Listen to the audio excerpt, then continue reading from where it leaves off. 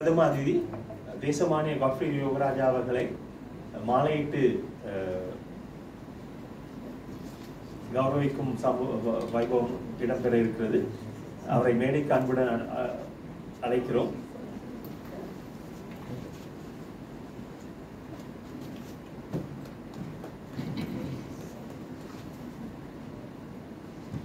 இங்கே நடுவில் வந்திருக்காங்க.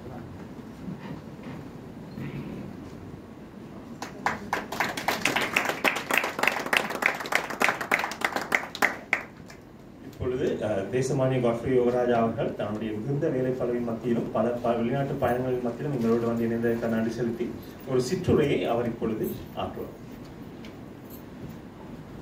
தேங்க்யூ கலாநிதி அல்ராய் அவர்களே.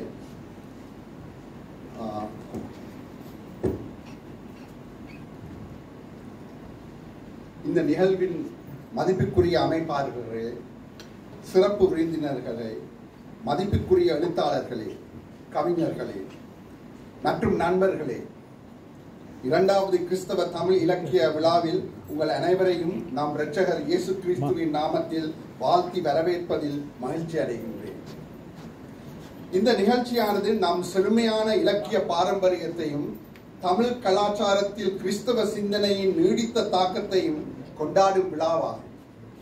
இந்த 2 நாட்களிலும் இடம்பெறவுள்ள மாநாடுகள், பயிற்சிகள், விவாதங்கள், கலாச்சார நிகழ்வுகள் மற்றும் விருது வழங்கல் கால நிகழ்வுகளை கொண்டாடுவதோடு அடுத்த தலைமுறை கதையாசிரியர்கள், கலைஞர்கள், எழுத்தாளர்கள் மற்றும் தலைவர்களை உருவாக்கும் பணியையும் நாம் முன்னெடுக்க முயற்சி செய்கிறோம். தமிழ் இலக்கியத்தில் கிறிஸ்தவ மரபு எப்போதும் கருணை, நீதி, நம்பிக்கை ஆகிய மதிப்புகளை முன்னிறுத்தி வந்த ஒரு பாரம்பரியம். இவை இன்றைய உலகத்தில் மிகவும் அவசியமானவை. விசேடமாக இலங்கையிலே கிறிஸ்தவ விழுமியங்களும் தமிழ் கலாச்சார பாரம்பரியங்களும் வேண்டுமென்றே சிதைக்கப்படுகின்ற ஒரு காலகட்டத்தில் இத்தகைய நிகழ்வு எமது மக்கள் மத்தியிலே ஒரு விழிப்புணர்வையும் ஒரு எழுப்புதலையும் கொண்டு வரும் என்பதில் எவ்வித ஐயமும் இல்லை. மதிப்புக்குரிய கிறிஸ்தவ எழுத்தாளர் ப்ரூஸ் அஷ்வர்ட் கூறும் ஒரு மேற்கோளை பகிர விரும்புகின்றேன்.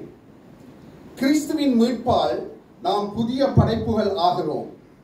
கடவுள் நம்மை மாற்றி அமைத்துள்ளார்.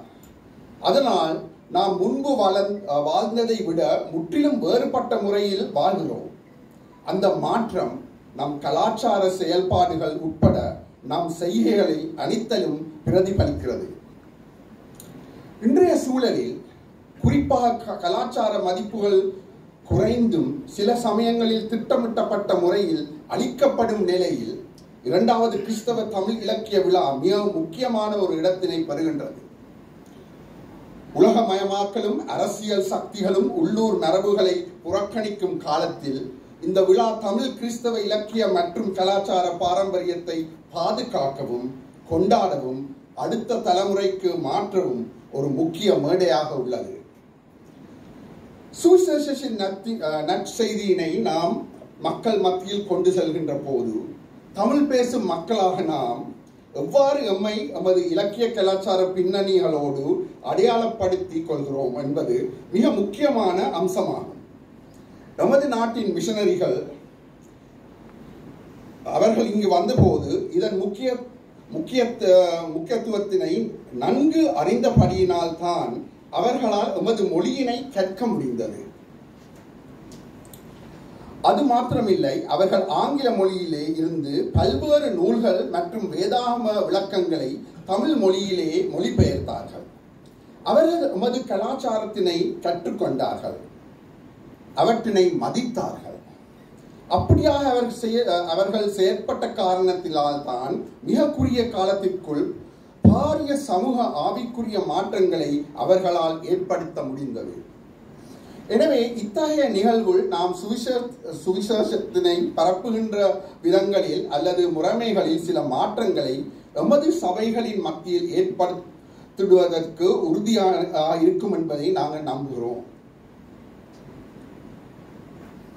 மேலும் கலாச்சார தொடர்ச்சிக்கு எதிரான சவால்களுக்கிடையே இத்தகைய நிகழ்வுகள் தமிழ் கிறிஸ்தவ பங்களிப்புகளின் முக்கியத்துவத்தை மீண்டும் வலியுறுத்தி அடுத்த தலைமுறையினர் மத்தியில் எமது இலக்கிய கலாச்சார விழுமியங்களை கொண்டு செல்வதற்கு வழிவகுக்கின்றது. உண்மையான குரல்கள் மற்றும் மரபுகளை வெளிப்படுத்துவதன் மூலம் தமிழ் கிறிஸ்தவ இலக்கியமும் கலாச்சாரமும் எதிர்கால தலைமுறைகளுக்காக உயிருடன் மற்றும் தாக்கத்துடன் தொடரும் என்பதை உறுதிப்படுத்துகின்றன. எனவே இந்த நிகழ்வானது இலங்கை வாழ் கிறிஸ்தவ தமிழ் மக்களின் மத்தியில் ஒரு மறுமலர்ச்சியாயும் ஆண்டவருடைய பணியினை முன்னெடுத்து செல்லவும் தாக்கத்தினையும் அதிகரித்து நமது சமூகங்களில் உள்ள மக்கள் இன்னும் அதிகமாக இயேசுவின் அன்பினை காணுவதற்கு வழிவகுக்க வேண்டும் என்று ஆண்டவரை வேண்டிக் கொள்வதோடு இந்த நிகழ்வில் பிரதான பேச்சாளர்களையும் வருகை தந்திருக்கும் அனைவரையும் மீண்டும் ஒரு முறை நன்றிகளோடு வரவேற்கின்றேன். மேலும் இந்த சந்தர்ப்பத்தினை எனக்கு வழங்கிய ஒருங்கமைப்பாளர்களுக்கு எனது நன்றியை தெரிவித்துக் கொண்டு நம் ஆண்டவர் இயேசுவின் வழிநடத்தல் இந்த 2 நாட்களிலும் நம் அனைவர் மேலும் இருக்க பிரார்த்தனை செய்து விடைபெறுகின்றேன். நன்றி.